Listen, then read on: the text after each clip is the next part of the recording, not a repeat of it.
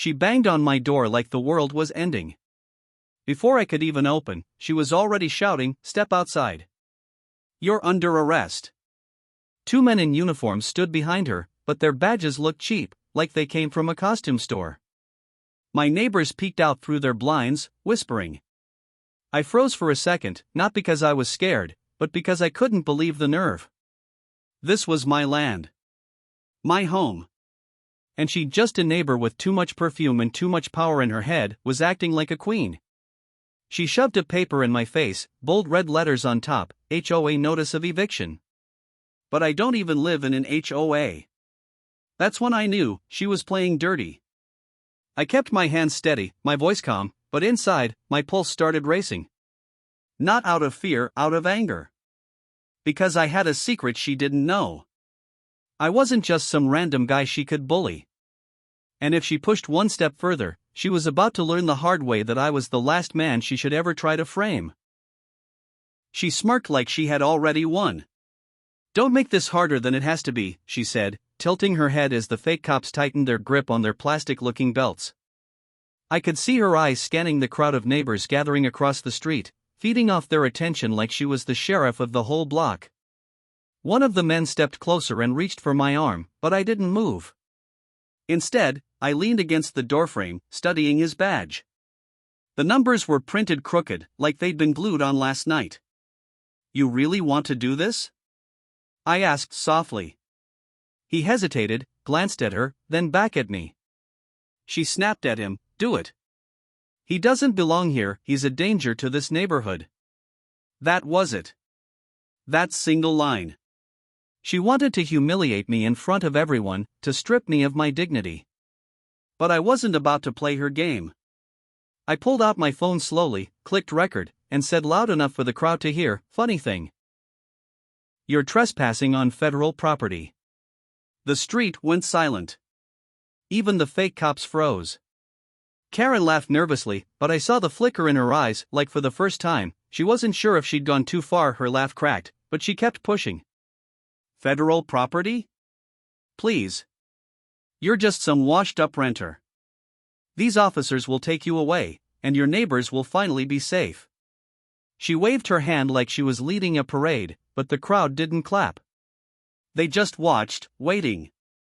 The taller fake cop reached again, his fingers brushing my sleeve. That's when I stepped forward, calm but sharp, and whispered just loud enough for him to hear, "Touch me, and you'll be facing real federal charges." His hand snapped back like I'd burned him.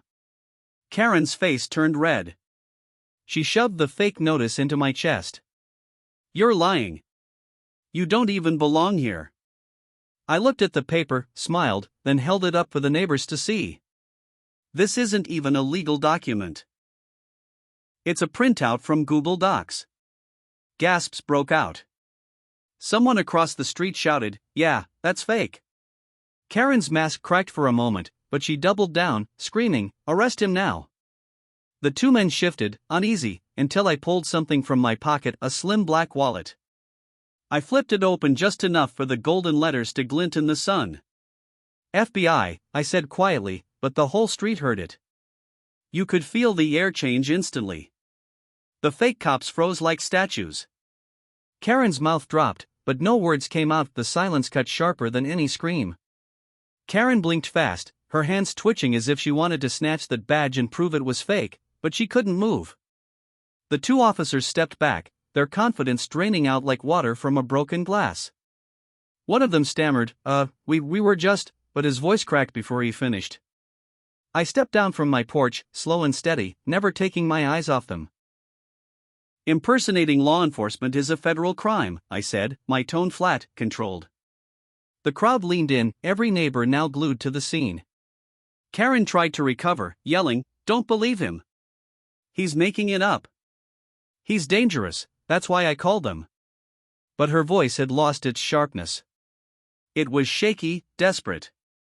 I held up my phone so everyone could see the recording still running. "Good news, Karen," I said, tilting it toward her, "your little performance is all on video." Murmurs spread through the crowd, phones lifted, cameras pointed at her. She spun in circles like she was trapped, shouting, "Stop filming me. This is harassment. but no one listened. Then, from the corner of the street, a real police cruiser rolled in, sirens off, but lights flashing. And that's when Karen's face turned ghost white. The real cruiser slowed to a stop, and two uniformed officers stepped out. Their presence alone shifted the energy. Suddenly the fake cops looked like kids caught stealing candy. Karen ran toward the cruiser, waving her arms. "Officers! Finally! Arrest him, he's threatening the whole neighborhood." She pointed at me like she'd just uncovered a terrorist. The real cops glanced at me, then at the two men beside her, and their expressions hardened. "Ma'am," one officer said slowly, "who exactly are they?" The question hit her like a punch. She stuttered, They're from the HOA police." The crowd burst into laughter. One officer raised a brow. "There's no such thing as HOA police, ma'am." The fake cops started backing up, their cheap badges catching the sun. I stepped forward and spoke clearly. "These men tried to arrest me under her orders. I have it all on video." I showed the recording to the officers, their faces growing darker by the second. Karen shrieked, "No! Don't listen to him, he's lying, he's dangerous. He doesn't even belong here." That's when the taller cop turned to me. "Sir, you said federal property?" I held up my badge again, this time fully open. "Special agent. This land was inherited through federal service compensation." And now, I looked straight at Karen. "It's evidence." Karen's voice cracked into a high-pitched scream. "No! He's not FBI, he's a fraud. Arrest him, not me." She lunged toward the officer, trying to snatch the badge from my hand, but the cop caught her wrist midair. "Ma'am, step back now," he warned, his tone sharp. The crowd gasped, phones still recording every second. The fake cops, realizing the walls were closing in, tried to slip away toward their car. "Don't even think about it," I called out, pointing at them. The real officers spun around, blocking their path. One of them barked, "Hands where we can see them." The taller fake officer panicked and bolted, but within seconds he was tackled to the ground. Karen shrieked, "Stop! You're making a mistake. They work for me." That line hit harder than anything. "They work for me." The neighbors erupted in disbelief. "She hired fake cops," someone shouted. "She's insane," another yelled. Karen spun, eyes wild, realizing the crowd wasn't on her side anymore. She pointed at me again, trembling with rage. "This is my neighborhood. You don't belong here." I stepped closer, my voice low but cutting through the noise. "Funny. I fought for this country so people like you couldn't decide who belongs and who doesn't." Her face twisted, but before she could spit out another word, the officer snapped cuffs onto her wrists. Karen thrashed against the cuffs, shouting like a cornered animal. "You can't do this to me. I'm the president of this community." The officer didn't even flinch. "You're under arrest for filing false reports, harassment, and conspiracy with impersonators."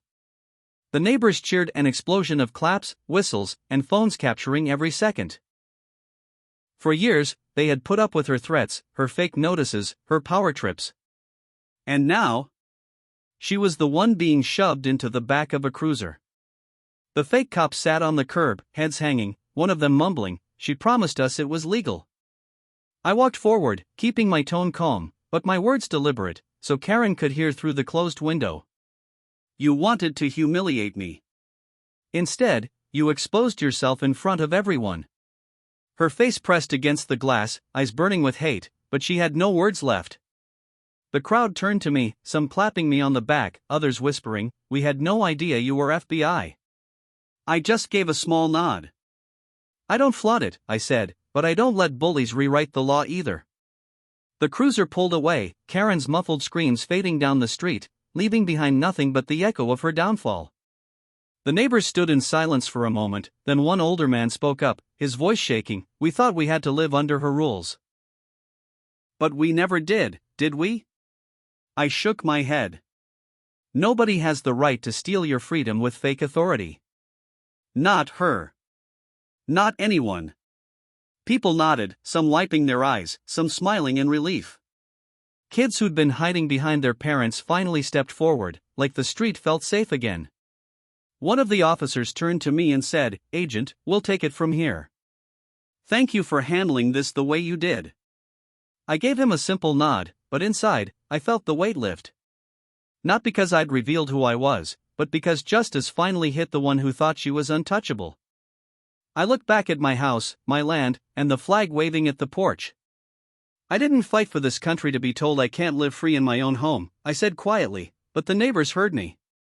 And in that moment, it wasn't just my victory, it was theirs too.